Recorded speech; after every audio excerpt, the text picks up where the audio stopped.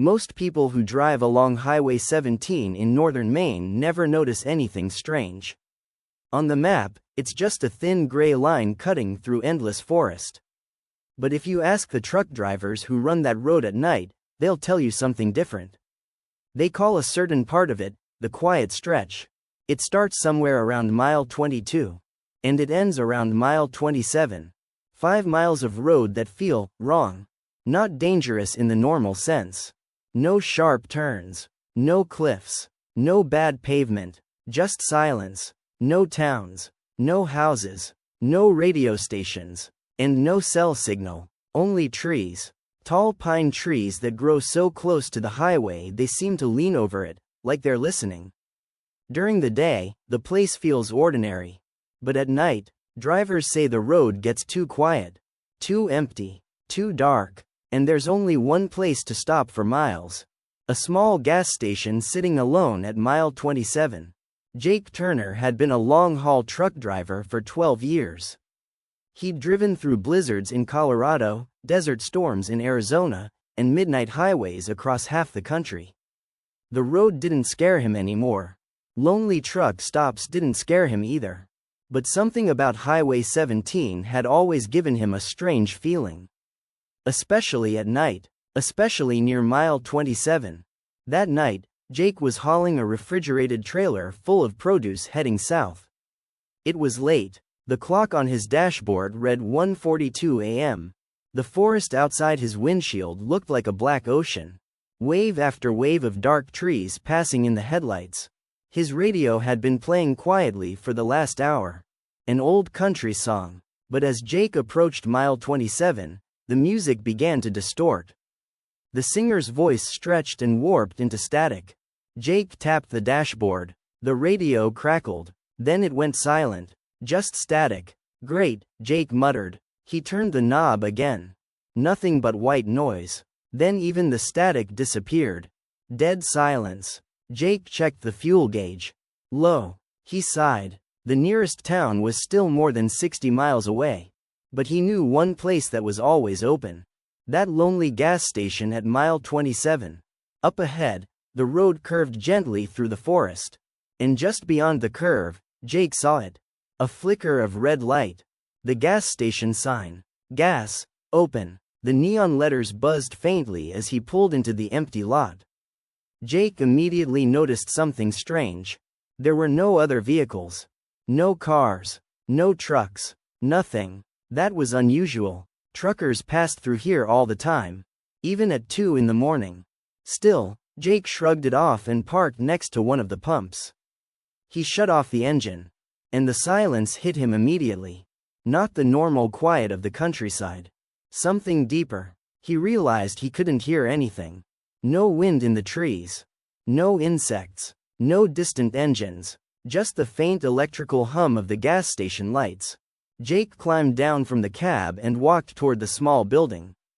The air felt colder than it should have. When he pushed open the door, a small bell chimed above it. Ting. Inside, the store was dimly lit. The fluorescent lights buzzed overhead.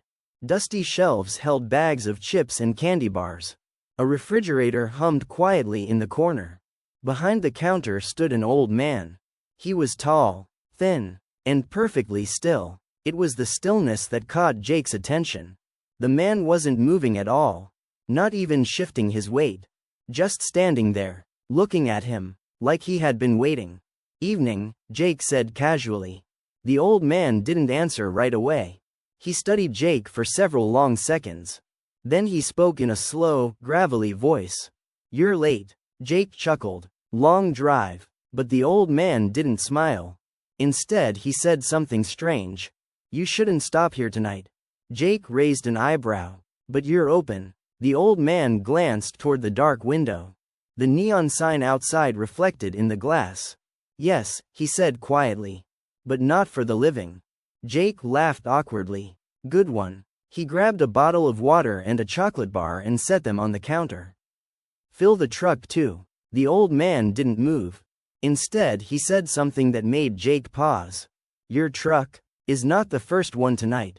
Jake turned and looked through the window. The parking lot was empty.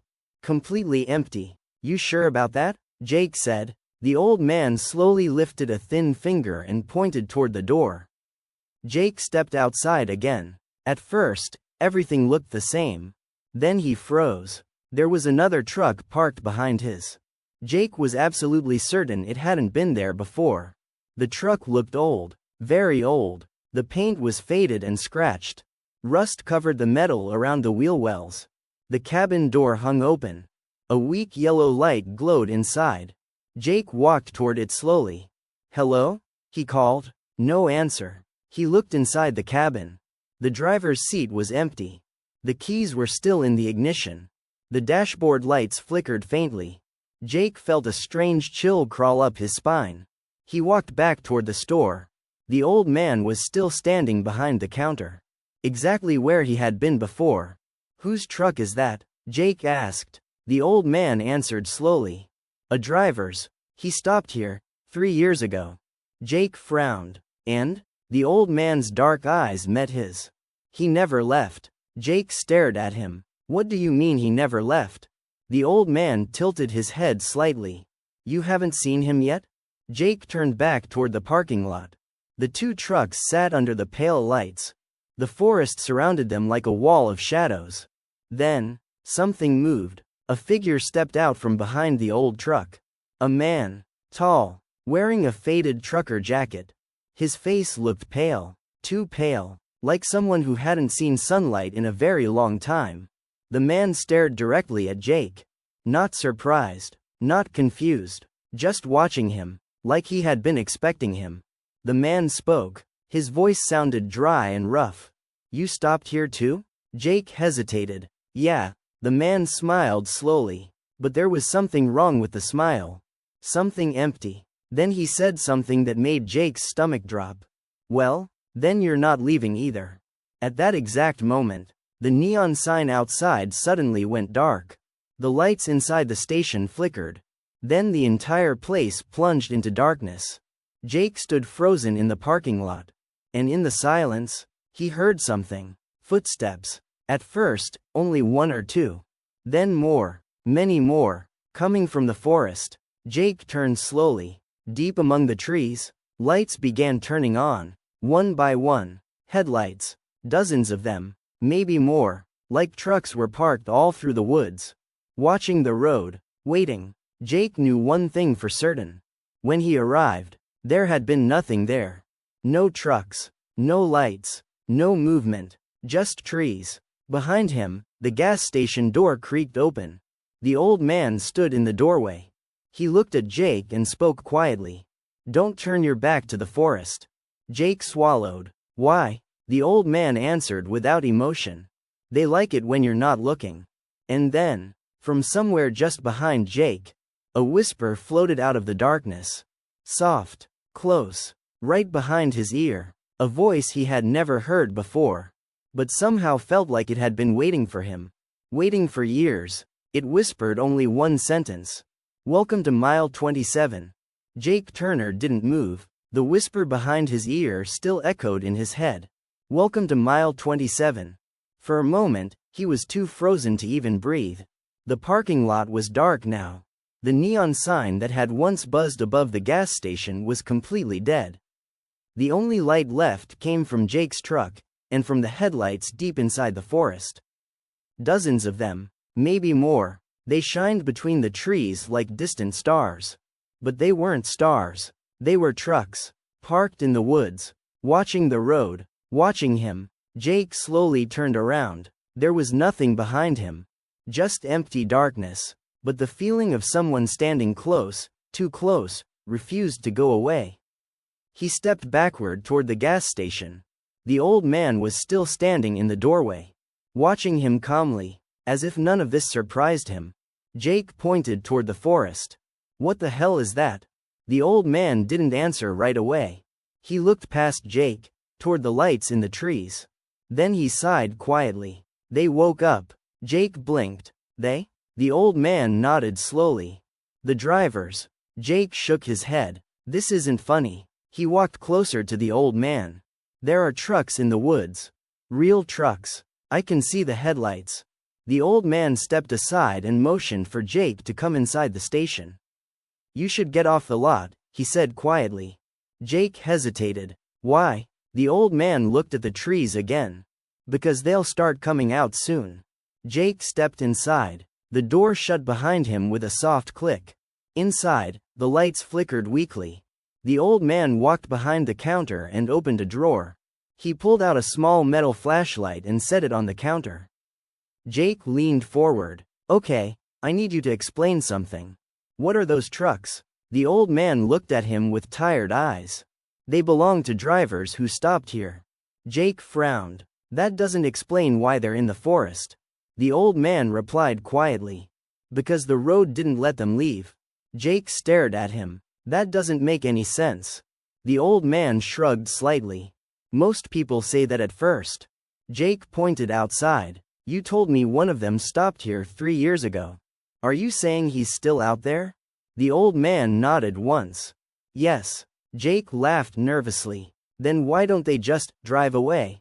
The old man didn't answer. Instead, he asked a question. "When you drove in tonight, did you notice anything strange?" Jake thought for a moment. "My radio died." The old man nodded. "That's usually the first sign." Jake crossed his arms. "And the second sign?" The old man looked at him carefully. "You come back." Jake frowned. "What do you mean?" The old man spoke slowly. "No matter how far you drive, the road brings you back here." Jake shook his head. "That's impossible. Highway 17 runs straight south." The old man gave a quiet smile. "Not after midnight." Jake suddenly remembered something. The truck driver outside. The pale man who had stepped out from behind the old truck. Jake walked to the window. The parking lot was empty again. The old rusted truck was gone. "Where did he go?" Jake asked. The old man didn't look surprised. "He's probably walking." Jake turned. "Walking where?" The old man nodded toward the forest. "Back to his truck." Jake looked outside again. The headlights in the trees were still there. But something had changed. They were moving. Not driving. Just shifting. As if trucks were slowly turning toward the gas station. Jake felt his stomach tighten. "You see that?" he whispered. The old man nodded. "They always wake up around this time." Jake looked at the clock on the wall. 2:07 a.m. "What happens next?" Jake asked. The old man leaned against the counter. "Some drivers try to leave." Jake waited. "And?" The old man's voice was quiet. "They always come back." Jake made a decision. He grabbed the flashlight from the counter. "I'm leaving." The old man didn't stop him. He only said one thing. "Don't follow the headlights." Jake frowned. "What headlights?" The old man didn't answer. Jake stepped back outside. The cold night air hit his face. His truck sat exactly where he left it. The forest lights still glowed between the trees. But now they looked closer. Much closer. Jake climbed into the cab and started the engine. The truck roared to life. The sound shattered the silence. Jake slammed the door shut and shifted into gear. He pulled out of the station lot and drove back onto Highway 17. The road stretched ahead of him. Dark. Empty. Jake pressed the accelerator. 60 miles per hour. The forest rushed past. He drove for 10 minutes. Then 20. Then 30. No gas station. No lights. No other vehicles. Just road. Finally, Jake began to relax. "Crazy old man," he muttered. Then he noticed something. Up ahead, a red glow in the darkness.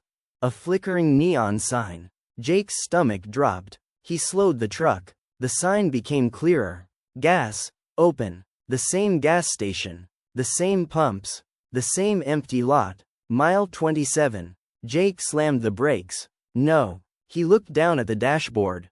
He had driven 30 miles. But the road had brought him back. Jake felt his hands begin to shake. The gas station door opened slowly. The old man stepped outside. He didn't look surprised. "See?" he said calmly. "I told you." Jake jumped down from the truck. "How is this possible?" The old man didn't answer. Instead, he pointed toward the forest. Jake turned. The headlights in the trees were closer now. Much closer. And this time, Jake could see the shapes of the trucks between the trees. Old trucks. Dozens of them. Some rusted. Some broken. All facing the road. Jake whispered, "How many drivers are out there?" The old man answered quietly, "Depends how many stop." Jake turned back toward him. "And the drivers?" The old man looked into the forest. "They're still trying to leave." Then Jake heard something new. Engines. Old engines. Starting. One after another. Deep in the woods, Jake watched as one truck slowly rolled forward between the trees. Its headlights flickered. The engine groaned. And behind the wheel sat the pale driver from before. He looked directly at Jake. Smiling again, the truck crept closer to the road. Then the driver lifted one hand and waved. Not a friendly wave, more like an invitation. Jake felt a cold chill run through his chest. Behind that truck, another engine started, and another, and another. The forest was waking up. The old man spoke softly behind him. "You should get ready." Jake swallowed. "For what?" The old man answered without emotion. "For the part where they ask for help." Jake turned slowly. "What help?" The old man looked toward the trucks crawling out of the forest. Then he said something that made Jake's blood run cold. "They need someone new to drive." The engines in the forest kept starting. One after another. Old diesel engines coughing awake in the darkness. Jake stood frozen beside his truck, staring at the line of vehicles slowly emerging from between the trees. The headlights cut through the fog drifting along the ground. At first he counted 3 trucks. Then 5. Then more shapes appeared deeper in the forest. Dozens. Every single one facing the road. Facing the gas station. Facing him. Jake turned toward the old man. "You said they need someone to drive." The old man nodded slowly. "They always do." Jake's voice shook. "What happens if I don't?" The old man didn't answer right away. He simply looked toward the trucks crawling closer to the road. "Then they'll keep asking." The first truck rolled out of the trees and stopped near the edge of the lot. It was ancient. A faded blue cab with rust spreading across the doors. The engine rattled like it might fall apart at any moment. Behind the wheel sat the pale driver Jake had seen before. His eyes looked sunken. His skin almost gray, but he kept smiling, slowly, patiently, like he had all the time in the world. The driver opened his door and climbed down. His boots hit the pavement with a heavy thud. Then he started walking toward Jake. The other trucks behind him stopped at the edge of the forest. Their headlights remained on, watching, waiting. Jake stepped backward. "Stay right there," he said. The pale driver stopped a few feet away. He tilted his head slightly. "You're new." Jake didn't answer. The driver glanced toward the gas station. "You stopped here after midnight." Jake finally spoke. "So what?" The driver smiled again. "That means the road chose you." Jake shook his head. "I'm leaving." The driver chuckled. "We all tried that." Jake pointed at the forest. "How many of you are out there?" The driver looked back toward the trucks. "Hard to say now." Jake frowned. "What do you mean now?" The driver walked a few steps closer. "New ones arrive sometimes." Jake felt his chest tighten. "How long have you been here?" The driver stared at the ground for a moment. Then he answered, "Long enough to forget the year." Behind them, the old man from the gas station slowly walked outside again. He stood under the weak light above the door, watching the conversation like someone observing a routine event. Jake pointed at him. "Why hasn't he helped you?" The pale driver looked toward the old man. His smile faded. "He can't." Jake frowned. "Why not?" The driver replied quietly. "Because he's been here the longest." Jake turned toward the old man. "What does that mean?" The old man crossed his arms. "I run the station. That's my job." Jake stared at him. "For who?" The old man didn't answer. A cold wind drifted through the parking lot. Jake looked back toward the forest. Now he could see more trucks clearly. Some looked like they came from the 1990s. Some older. One looked like it hadn't been driven since the 1970s. Rust had eaten through half the cab. Jake whispered, "These trucks, they're decades apart." The pale driver nodded. "Drivers from different years." Jake's voice dropped. Different decades? The driver looked at him. Sometimes. Jake suddenly had an idea. He ran back to his truck and grabbed his phone. No signal. Of course. But he didn't need signal. He opened a search app and scrolled through cached news articles he had downloaded earlier. He typed one word: missing truck driver Maine. Several old articles appeared. Jake opened the first one.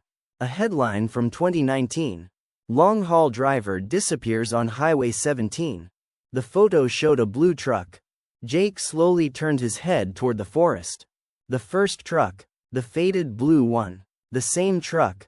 Jake's stomach dropped. He opened another article. 2008. Driver vanishes after last stop at rural gas station. Another truck. Jake could see it parked deep in the trees. Then another article. 1994. Then 1981. Then 1973. All missing drivers. All last seen on Highway 17. Jake slowly lowered the phone. He looked at the pale driver again. You're one of them. The driver nodded. Most of us are. Jake's voice trembled. So, you're all dead? The driver shook his head. Not exactly. Jake felt his pulse racing. What does that mean? The driver gestured toward the road. The road keeps us here. Jake pointed at the trucks. But you're still driving. The driver nodded slowly. Because we have to. Jake frowned. Have to? The driver's voice became quiet. Or the road gets angry. Jake looked toward the forest again. The trucks had started moving closer. Rolling slowly onto the edge of the lot. Their headlights illuminated the gas station. Jake whispered, "What happens if nobody drives?" The pale driver didn't answer. Instead, the old man behind them spoke. "The road stops feeding." Jake turned. "What?" The old man pointed toward the forest. "They keep the road alive." Jake felt a chill run through his spine. "What are you talking about?" The old man looked him straight in the eyes. "The road isn't just a road." Suddenly, a loud horn blasted from the forest. Jake jumped. Another truck rolled forward onto the lot.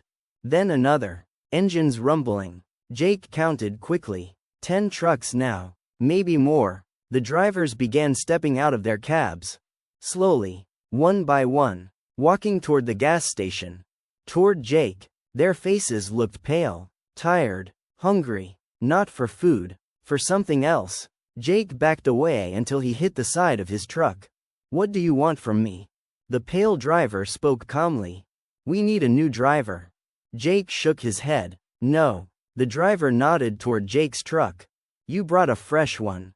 Jake felt panic rising. "You're insane." The driver stepped closer. "Eventually your truck will stay too." Jake looked around. The other drivers were getting closer. Their footsteps echoed softly on the pavement. Jake whispered, "What happens to me?" The pale driver answered in a quiet voice. "You keep driving." Jake swallowed. "For how long?" The driver looked toward the endless road disappearing into darkness. "Until someone else stops." The old man suddenly spoke from the doorway. "Midnight is almost over." Jake looked at the clock inside the store. 2:58 a.m. "What happens at 3? Jake asked. The old man's voice was calm. "The road chooses." Jake felt every muscle in his body tense. "Chooses what?" The old man answered quietly. "Which driver stays?" At that exact moment, every truck in the forest turned on its high beams. Blinding white light flooded the gas station. Jake covered his eyes. The engines roared louder. The drivers stopped walking. All of them turned their heads at the same time, looking directly at Jake. And somewhere in the darkness of the highway, Jake heard another engine approaching. A truck, driving toward mile 27. The pale driver smiled again. "Looks like you might not be the only one tonight." The engine on the highway was getting closer. Jake could hear it clearly now. A heavy diesel rumble echoing through the forest. Another truck, coming straight toward mile 27. Every driver standing in the parking lot turned their heads at the same time. Like animals sensing movement, the pale driver beside Jake smiled slowly. "See," he said, "the road always brings someone." Jake felt a tight knot in his stomach. "You're waiting for him." The driver nodded. "You?" The sound of the approaching truck grew louder. Jake stepped away from the crowd of drivers. Their faces were pale under the harsh headlights. Dozens of eyes watching him. Watching the road. Watching the darkness beyond the trees. The old man stood in the gas station doorway with his arms folded. Completely calm. Jake pointed at him. You knew this would happen. The old man shrugged slightly. It always happens. Jake's voice rose. So this place just traps drivers forever? The old man answered quietly. Not forever. Jake stared at him. Then how long? The old man looked toward the road. Until someone replaces them. The rumbling engine suddenly appeared around the bend. A semi-truck burst into view, its headlights cutting through the darkness. The driver slowed as he approached the gas station. Just like Jake had done earlier that night. The truck pulled into the lot. Jake could see the confusion on the new driver's face. The man leaned out the window. He looked at the strange crowd gathered near the pumps. All the trucks, all the drivers, standing silently, watching him. The new driver rolled his window down. What's going on here? No one answered. The man frowned and shut off his engine. Jake suddenly realized something. He had been that driver only an hour ago. Confused, tired, stopping for gas, he stepped forward. Hey, Jake called. The man looked down from the cab, relieved to see someone normal. Finally, someone awake around here. The driver climbed down from the truck. He looked to be in his early 30s. A baseball cap, a tired face. Probably another long-haul driver just trying to make it through the night. What's this place? The man asked. Jake hesitated. How do you explain something like this? You should leave, Jake said finally. The driver laughed. I just got here. Jake shook his head. No, you need to go now. Behind Jake, the pale driver spoke quietly. Too late. The new driver looked around. Who are these guys? Jake glanced back. The other drivers had started moving again. Slowly, walking toward the newcomer. Their boots scraped softly across the pavement. The new driver frowned. Why are they staring at me like that? Jake stepped in front of him. Get back in your truck. What? Just do it. The man looked confused but began backing toward his cab. Then something strange happened. The engines in the forest suddenly shut off. All of them. At once. The silence that followed felt heavy. Almost unnatural. Even the wind had stopped. Jake heard the old man's voice behind him. 3 o'clock. Jake looked at the clock inside the station. 3 a.m. Exactly. The pale driver whispered something. Jake couldn't understand the words. But all the other drivers repeated it. Over and over. Like a low chant. The new driver looked around nervously. What are they saying? Jake shook his head. I don't know. But deep down, he had a terrible feeling he did know. The headlights from every truck in the forest flickered. Then they all went dark.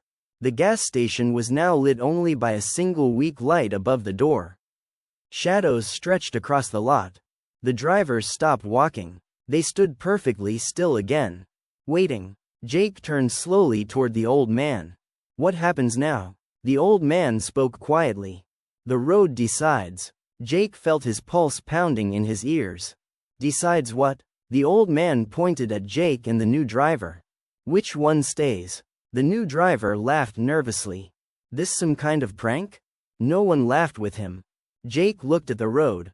The darkness there seemed deeper than before. Like the highway itself was breathing. Then something moved. Not a truck. Not a person. The road. Jake blinked. For a moment, the asphalt looked like it shifted slightly. Like black water rippling in the dark. The pale driver stepped closer. It's choosing. Jake's heart pounded. How? The driver looked down the highway. You'll see. A low rumble rolled through the ground. Jake felt it through his boots. The new driver stepped backward. Did you feel that? The rumble grew stronger. Then suddenly, Jake's truck engine started. By itself. The headlights snapped on. The engine roared loudly.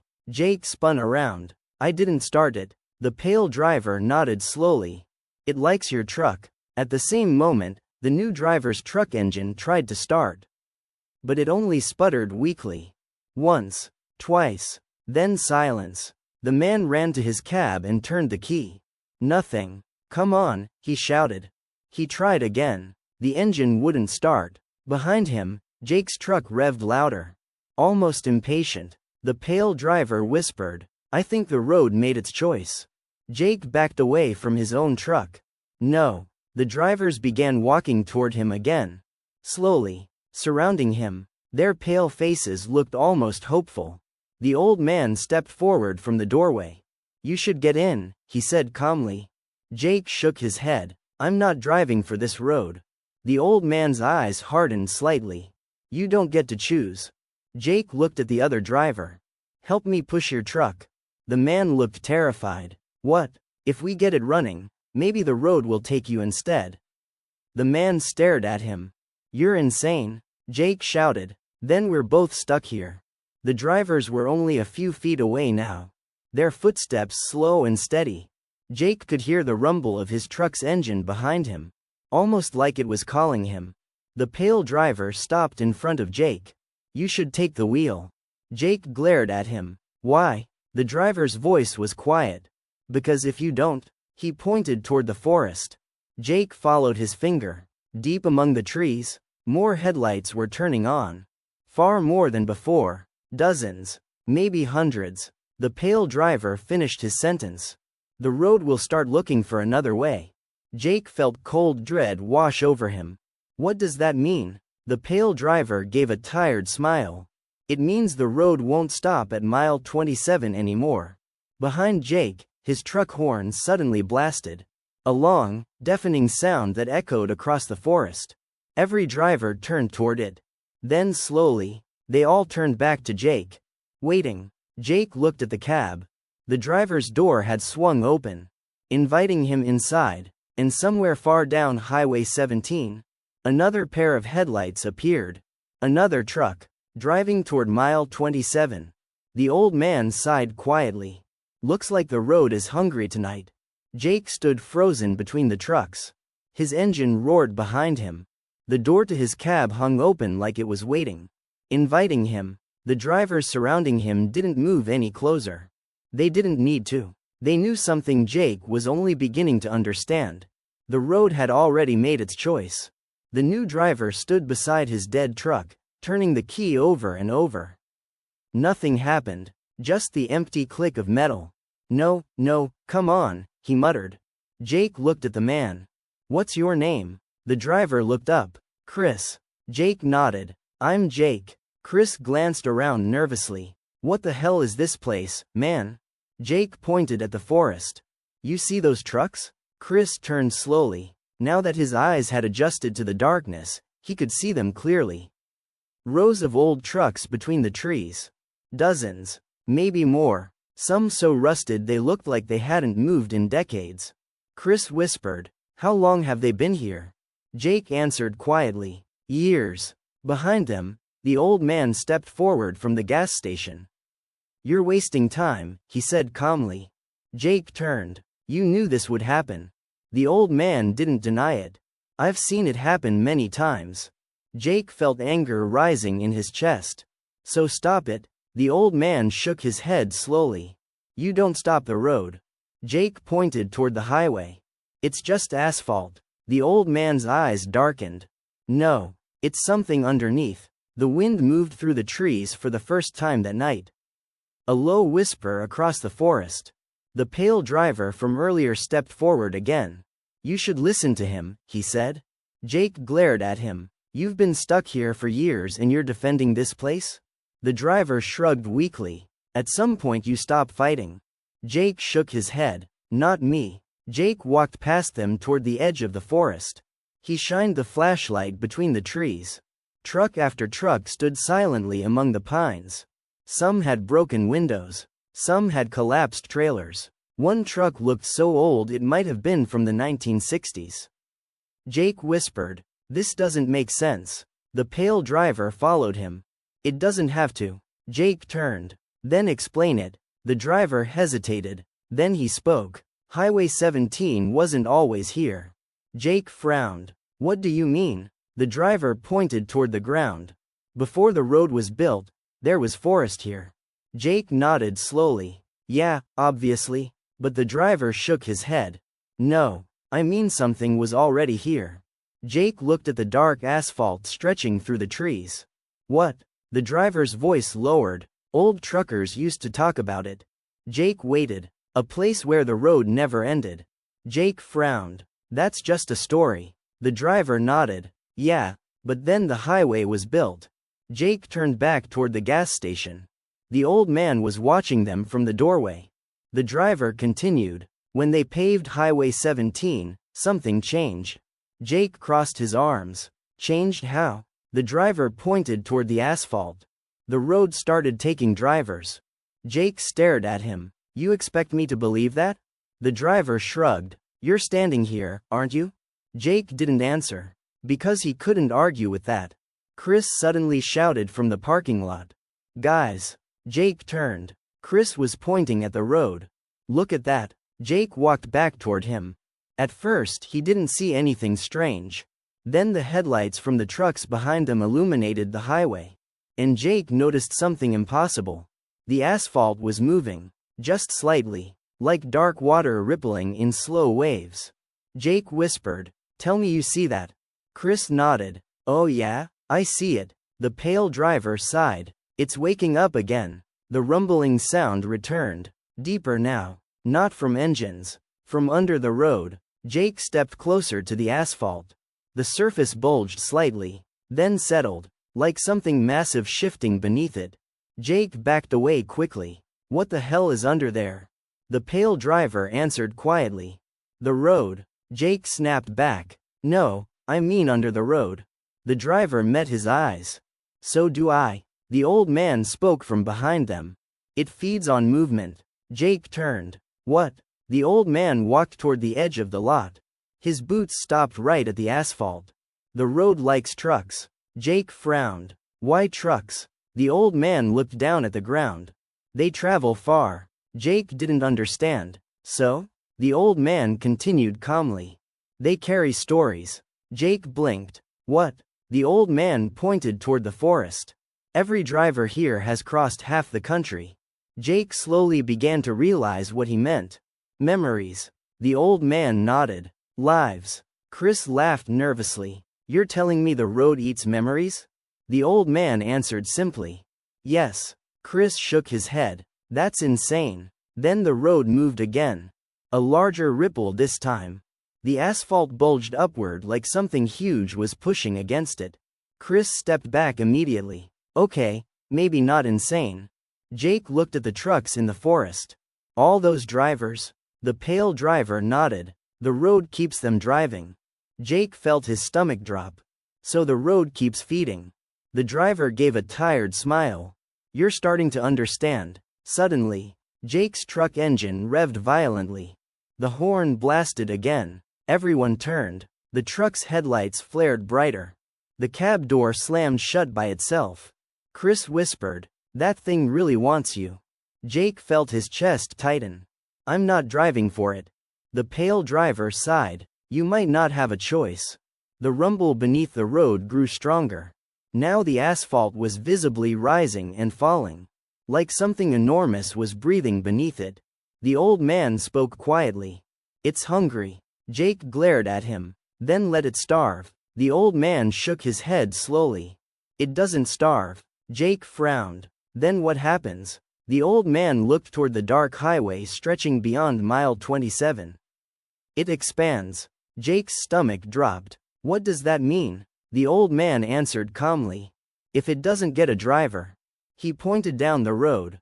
"It starts taking travelers." Chris whispered, "You mean regular people?" The old man nodded. "Cars. Families. Anyone who drives through." The pale driver looked at Jake. "That's why someone always takes the wheel." Jake stared at his truck. The engine roared louder. Almost impatient, the forest trucks began starting again. One by one, their headlights lighting the road. Jake realized something horrifying. They weren't watching him anymore. They were watching the highway. Waiting for the road to decide. Far down the dark stretch of Highway 17, Jake saw more headlights approaching. Not trucks. Cars. Several of them. driving toward mile 27.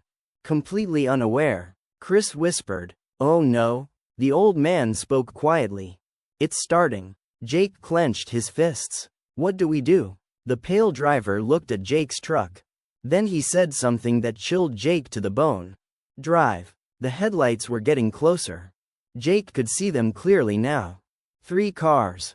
Driving down Highway 17. Normal travelers. Completely unaware of what waited at mile 27.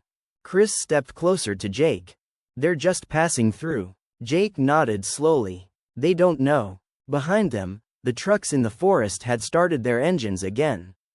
One after another. A deep mechanical growl rolling through the trees. The pale driver spoke quietly. "The road knows they're coming." Jake looked toward the asphalt. The surface was moving again. Slow ripples spreading across the black pavement. Like something enormous was shifting underneath it. Jake whispered, "Can it reach them?" The old man answered from the gas station doorway. "If nobody drives, yes." The first car came around the curve. A small sedan. Its headlights swept across the gas station. Across the parked trucks. Across the strange crowd standing in the lot. The driver slowed, probably confused by the scene. Jake waved his arms. "Turn around." The car stopped. A woman rolled down the window. "Is something wrong?" Jake ran toward her. "You need to leave right now." The woman frowned. "What's going on?" Before Jake could answer, the road moved. The asphalt behind the car bulged upward. A massive ripple spreading across the highway. The woman gasped. "What was that?" Jake grabbed the side of her door. "Go." But the engine suddenly died. The headlights flickered once, then went dark. The woman tried turning the key. Nothing. "Why isn't it starting?" Jake looked down at the road. The asphalt was rising again. Higher this time, like something enormous was pushing against it from below. The other 2 cars slowed behind her. Their drivers stared in confusion. Chris shouted, "Back up," but the road behind them had already changed. The asphalt there had begun to crack. Long black lines splitting across the highway. The pale driver whispered, "It's opening." Jake turned toward him. "What do you mean opening?" The driver pointed toward the road. "Watch." The asphalt suddenly split apart. Not like normal cracks. The pavement peeled upward, slowly, like skin being pulled back. Beneath it was not dirt. Not rock. Not anything that should exist under a highway. Just darkness. Deep. Endless. And something moving inside it. The woman in the car screamed. Jake grabbed her arm.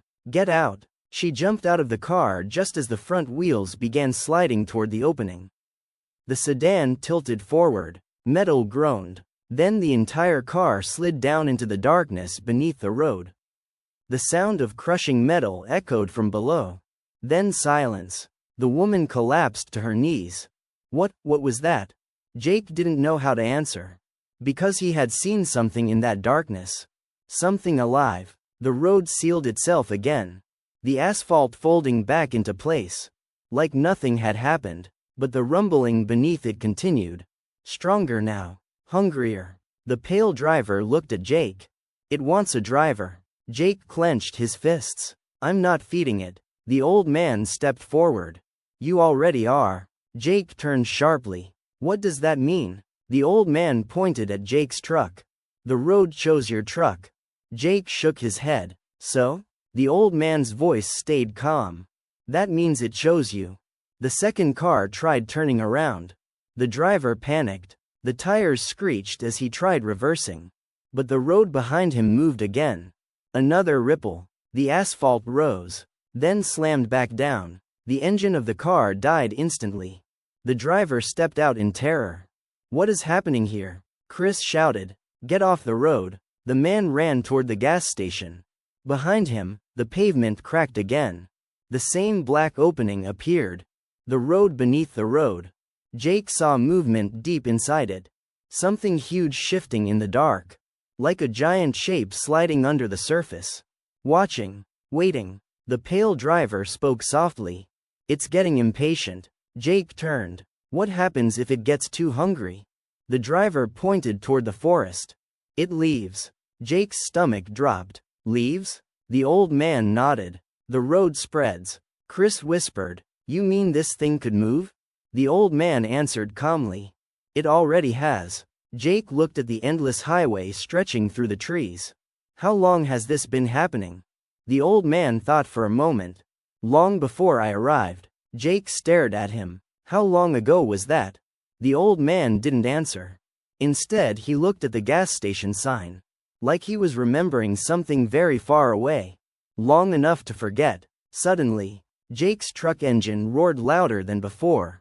The headlights flared. The horn blasted continuously. The cab door swung open again. The pale driver spoke quietly. "It's calling you." Jake backed away. "No." The trucks in the forest began rolling forward again, slowly surrounding the lot, their headlights shining toward the road. "Waiting." Chris looked at Jake. "What do we do?"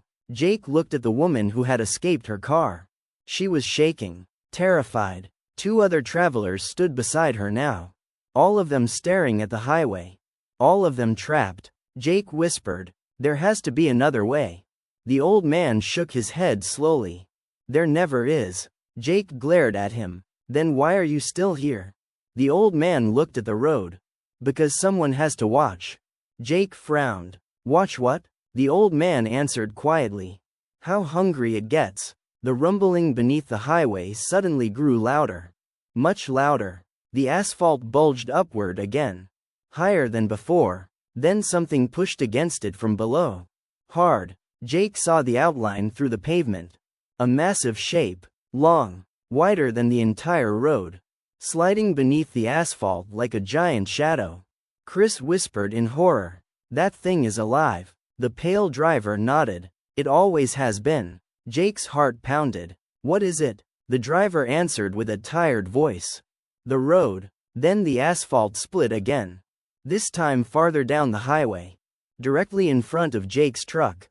The darkness below opened wide. And for the first time, Jake saw something rise from it. Not the whole creature. Just a part. Something enormous. Something pale. Something moving slowly upward from beneath Highway 17. Chris whispered, "Oh my God?" Jake could barely breathe, because he realized something terrifying. The road wasn't feeding on drivers.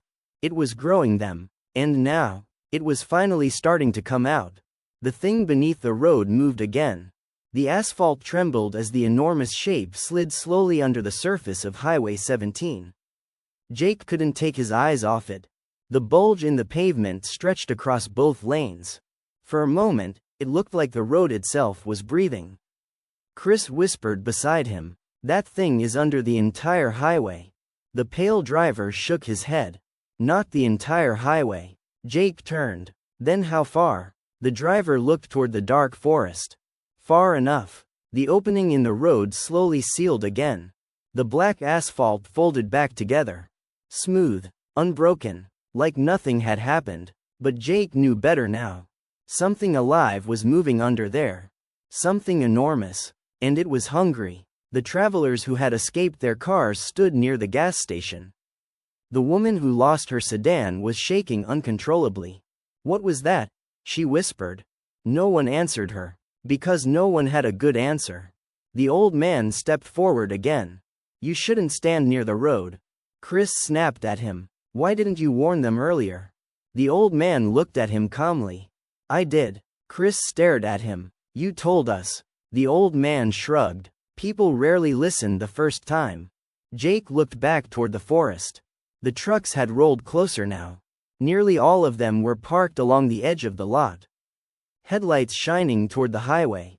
Dozens of engines idling, like they were waiting for orders. Jake pointed at them. "They're not just trapped here, are they?" The pale driver followed his gaze. "No." Jake frowned. "Then what are they doing?" The driver answered quietly. "They help the road hunt."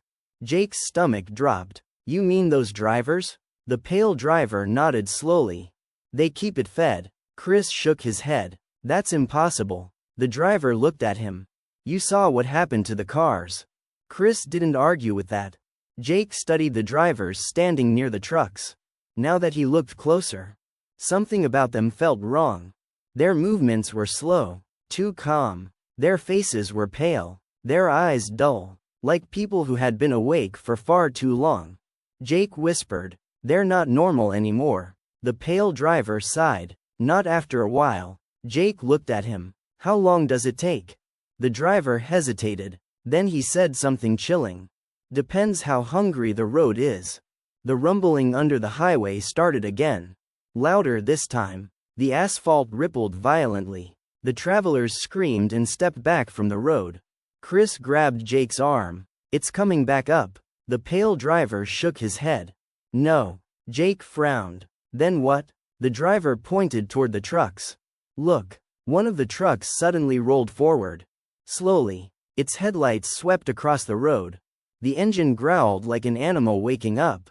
The truck stopped directly at the edge of the highway. Then its driver climbed down.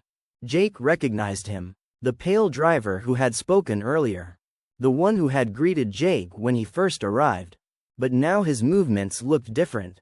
Stiffer. Almost mechanical. Chris whispered, "What's he doing?" The pale driver beside Jake answered quietly. "Feeding it." The driver walked toward the center of the road. He stopped exactly where the asphalt had opened before. Then he raised both hands slowly. Like someone greeting something unseen. The rumbling beneath the highway grew louder. The pavement began to split again. Jake felt his heart pounding. "What is he doing?" The pale driver's voice was tired. "He's calling it." The road opened. The same black darkness appeared beneath the asphalt. But this time the opening was wider. Much wider. And something inside it moved. Slowly. Rising toward the surface. Chris whispered, "Oh no." Jake saw it clearly now. Not the full creature. Just part of its body. A massive pale shape sliding upward from the darkness. It looked almost like bone. Or stone. But it was moving. Alive. The driver standing in the road didn't run. He stepped closer to the opening. Then he knelt down. Jake shouted, "Get away from there." The driver didn't respond. Instead he lowered his head. Like he was offering himself. The pale driver beside Jake spoke quietly. "After a while, some drivers volunteer." Chris stared at him. "You're kidding." The driver shook his head. "They say it makes the hunger stop for a while." The creature beneath the road rose slightly higher.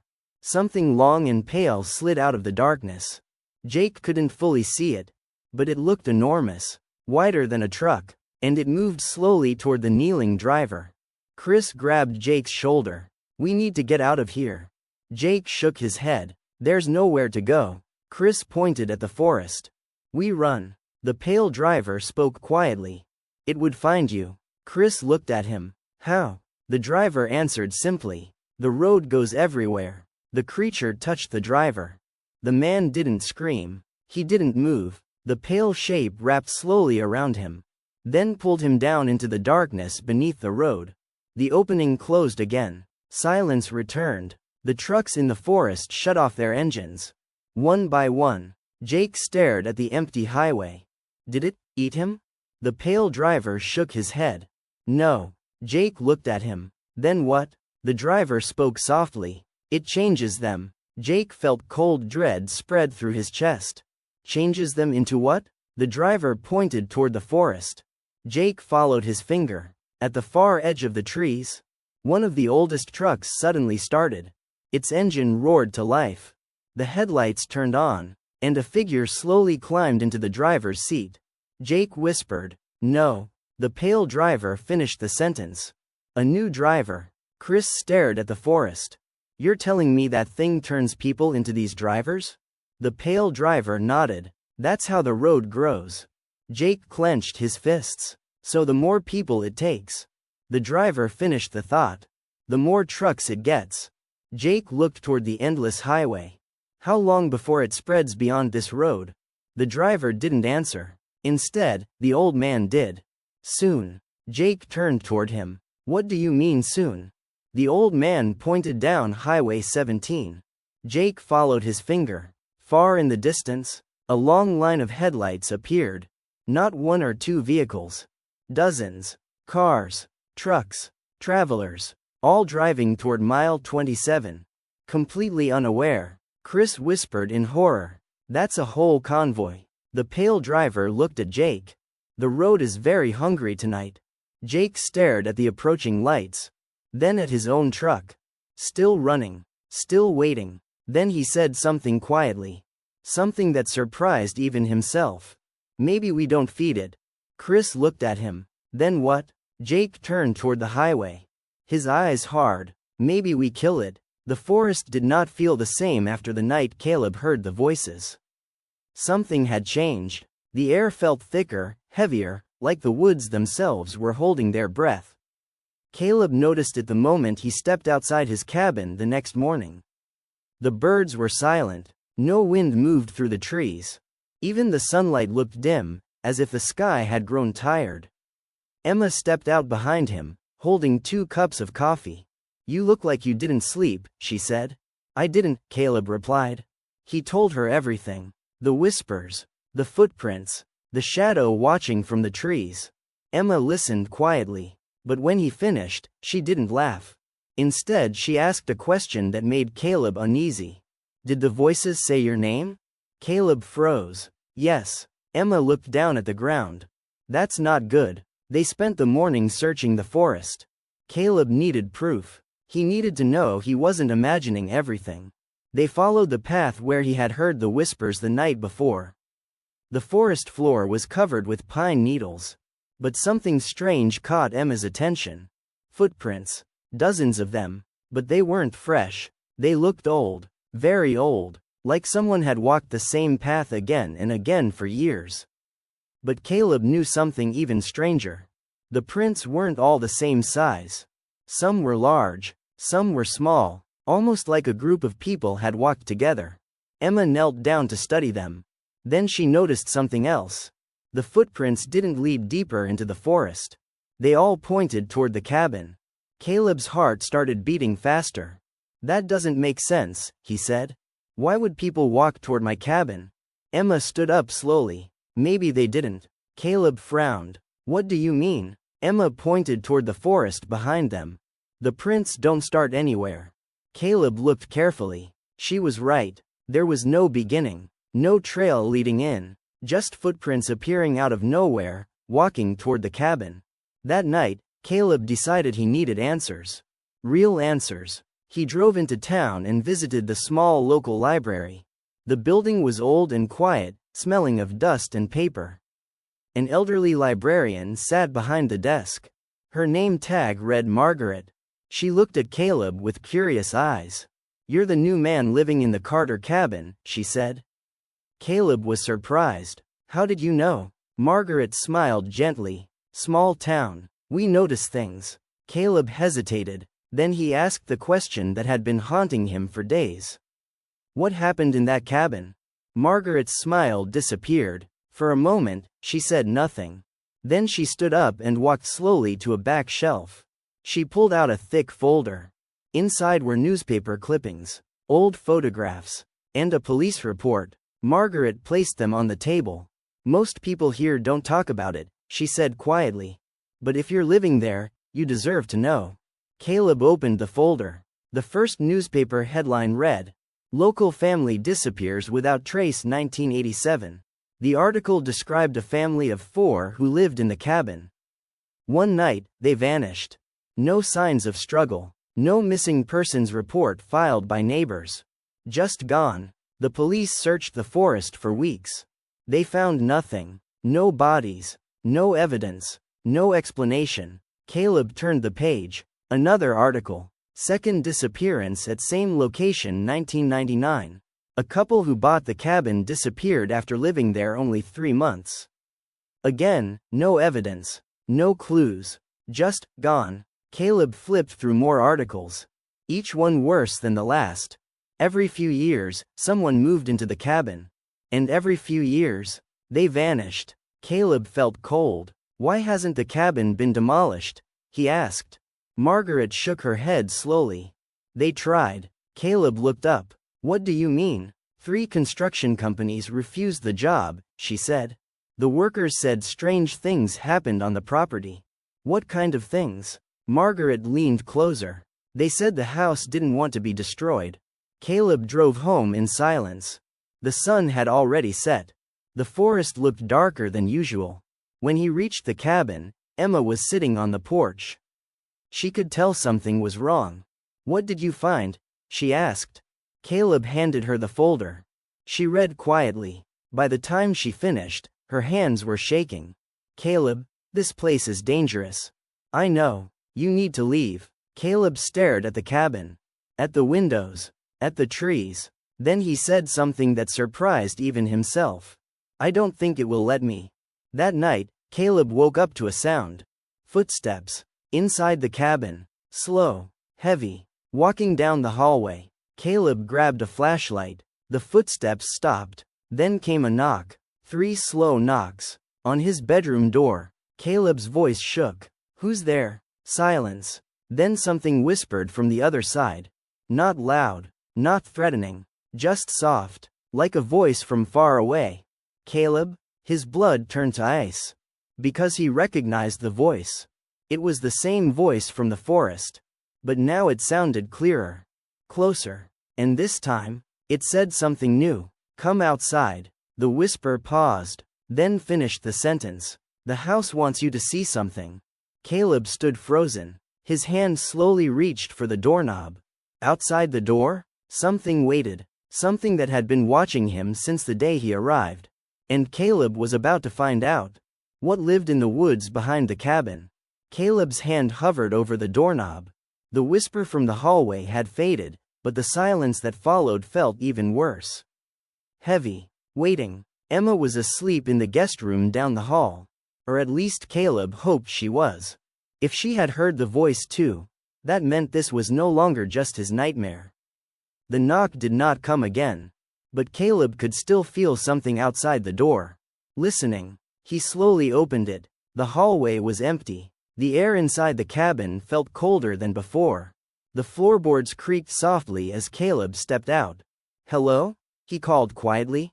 No answer. Only the sound of the forest outside. The wind had returned. Branches scratched against the cabin walls like fingers. Caleb walked toward the living room. The front door was open. Wide open. He knew he had locked it before going to bed. But now the night was pouring into the cabin like black water. And the forest was waiting. Caleb stepped outside. The cold air hit him immediately. The moon was hidden behind clouds, leaving the forest darker than he had ever seen it. But something strange caught his attention. A light, deep between the trees. Faint, flickering, almost like a lantern moving slowly through the woods. Caleb felt the same pull he had felt before. That strange feeling that something in the forest was calling him. Not forcing him, inviting him. Behind him, Emma's voice suddenly broke the silence. "Caleb, don't." He turned around. Emma stood in the doorway of the cabin, wrapped in a blanket. Her face was pale. "You heard it too?" Caleb asked. Emma nodded slowly. "The voice woke me up." She looked toward the forest. Toward the moving light. "We shouldn't follow it." But Caleb couldn't stop staring. "What if that's the answer?" he said. Emma shook her head. No good answers come from the woods at night. But the light moved again. Slow, patient, waiting. And then the whisper returned. From the forest. From everywhere. "Caleb?" Emma grabbed his arm. "You hear that?" Caleb nodded. The whisper came again. Soft. Almost kind. "Come see." Before Emma could stop him, Caleb stepped off the porch. The forest floor crunched under his boots as he walked toward the trees. Emma followed reluctantly. "Caleb, this is a bad idea." But he kept walking. The light drifted deeper into the woods. Always just far enough away. Like it wanted them to follow. Minutes passed. Then something strange happened. The forest changed. The trees became thicker. Older. The ground became uneven, covered in roots and stones. Emma stopped walking. "Caleb?" He turned. Her voice trembled. "Look." She pointed toward the ground. At first Caleb didn't understand what he was seeing. Then he realized. Footprints. Hundreds of them. All around them. Pressed into the dirt. Different sizes. Different shapes. Some old. Some fresh. But they all had one thing in common. None of them led out. Emma whispered, "These are the people who disappeared." Caleb's chest tightened, and then they saw it. Ahead of them, the light had stopped. It floated above a clearing in the forest. In the center of the clearing was a hole in the ground. A massive sinkhole, at least 20 feet wide. The edges were surrounded by broken roots and exposed earth. The light slowly lowered into the darkness, and then vanished. The whisper came again, this time from the hole. Caleb? Emma grabbed his arm again. Don't go near that. But Caleb stepped forward. The ground felt wrong beneath his feet, like the earth itself was breathing. He looked into the hole. At first he saw nothing. Just darkness. Then something moved, far below. Something large, something shifting slowly beneath the ground. Emma gasped. What is that? Caleb couldn't answer, because the darkness inside the hole was moving. Not like an animal, not like a shadow. It moved like a living mass. And then they heard it. Voices. Dozens of them, whispering together. Some crying, some begging, some calling for help. Emma stepped back in horror. Oh my God? Caleb felt his stomach twist. Those are the missing people. The whispers grew louder. Then one voice rose above the others. A familiar voice. Clear. Terrified. Caleb, help us? Caleb's blood ran cold, because he recognized it. It was the voice of the man who had lived in the cabin before him. The man who disappeared 2 years ago.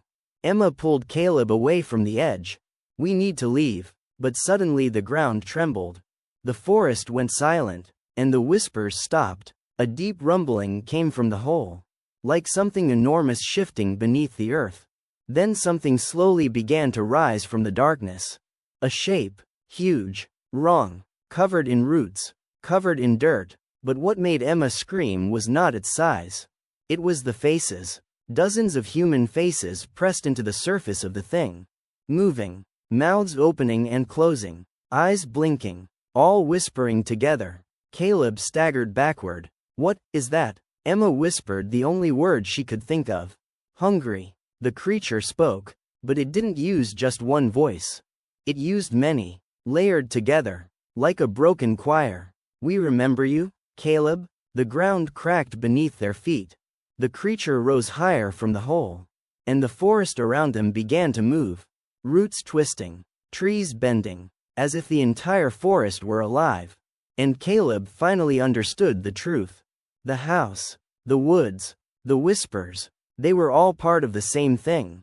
Something ancient, something buried beneath the forest, something that had been feeding for decades, and now it had chosen its next victim. The creature whispered again, this time with hundreds of voices. You came home. The creature continued rising from the sinkhole. Roots tore through the soil like veins. Dirt slid from its enormous body. And the faces kept moving. Some cried, some whispered, some stared directly at Caleb. Emma grabbed his arm and pulled him backward. Caleb, we have to run. Now. But Caleb couldn't move. The creature's voices filled the clearing. Hundreds of whispers layered together. We remember. We are still here. Don't leave us. The faces in the creature looked human, but something about them was wrong. Their skin had merged with bark. Their eyes were trapped in the surface like insects in amber. Emma dragged Caleb farther away from the hole. Caleb, that finally snapped him back to reality. They turned and ran. Branches whipped against their arms. The forest seemed thicker than before. The path they had followed was gone. Emma looked behind them. The creature was not chasing them. But something worse was happening. The trees were moving. Roots slowly pushed through the soil like snakes, blocking their way, guiding them back toward the cabin. After several minutes of running, they burst out of the forest. The cabin stood in the darkness ahead of them. Its windows glowed faintly. Emma bent over, trying to catch her breath. We need to leave tonight. Caleb nodded. They rushed inside the cabin. Emma grabbed her bag. Caleb searched for his truck keys. But then he noticed something strange. The folder from the library was sitting on the table. He didn't remember leaving it there. The top newspaper clipping had changed. Caleb stared at the headline. His heart stopped. The old headline about the missing family was gone. Now the newspaper read, Local man disappears from Carter cabin 2026. Emma walked over. What is it? Caleb slowly turned the page toward her. Emma's face turned white. Under the headline was a photograph. A photograph of Caleb, standing in front of the cabin. Emma whispered, "That's impossible." The article continued. Authorities are investigating the mysterious disappearance of Caleb Harris, who recently moved into the Carter cabin. Locals say the property has a history of unexplained vanishings. Caleb dropped the paper. That hasn't happened yet. Emma shook her head. Maybe it already has. A loud crack came from outside. Then another. Emma looked toward the window. The forest was moving. Trees leaned toward the cabin. Roots pushed through the ground like fingers. The creature was coming, but not above the ground. Below it, Caleb suddenly understood. It's not just in the forest, he said. Emma looked at him. What do you mean? Caleb's voice trembled. It's under the house. The floorboards creaked. A deep rumble echoed through the cabin. Dust fell from the ceiling. Then a voice whispered from beneath the floor. Caleb? Emma backed away from the center of the room. The wooden boards began to crack. Thin roots pushed through the gaps. More whispers followed. Familiar voices. The missing family. The couple from 1999. The man who lived there before Caleb. All speaking together. Stay. Join us. Be part of the house? Emma grabbed Caleb's arm. We can still get to the truck. But Caleb looked at the newspaper again. Then at the floor. Then at the forest outside. And something terrible settled in his chest. We're not leaving, he said. Emma stared at him. What are you talking about? Caleb's eyes slowly filled with fear. Look outside. Emma turned toward the window. Her breath caught in her throat. The road was gone. Where the dirt road once led away from the cabin, there was now only forest. Endless forest. The cabin was no longer at the edge of the woods. It was inside it, completely surrounded. Emma whispered, "That wasn't there before." Caleb nodded. The forest moves. The floor cracked again. More roots burst through. The whispers became louder. Stay, stay, stay. Emma grabbed Caleb's hand. Listen to me. Whatever this thing is, it wants you. Why me? Caleb asked. Emma's voice trembled. Because you answered the whispers. The ground beneath Caleb's feet shifted. A root wrapped slowly around his ankle. He tried to pull away. But another root grabbed his leg. Then another. Emma tried to pull him free. But the roots were too strong. Caleb looked at her. Terror filled his face. Emma, go. I'm not leaving you. You have to. The roots pulled him toward the center of the room.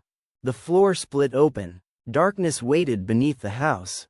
Dozens of faces appeared in the cracks of the wood.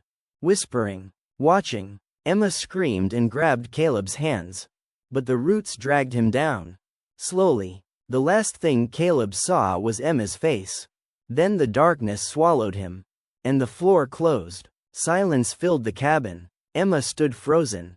Tears ran down her face. The whispers faded. The roots disappeared. The house became quiet again. Like nothing had happened. Minutes passed. Then something moved beneath the floor. Soft. Slow. A new voice joined the whispers. A familiar voice. Caleb's voice. Emma? Emma stepped back in horror. But the voice continued. Gentle. Inviting. Stay. The lights inside the cabin flickered. Outside, the forest became still again. And deep beneath the house, the creature fed, waiting patiently for the next person who would one day move into the Carter cabin.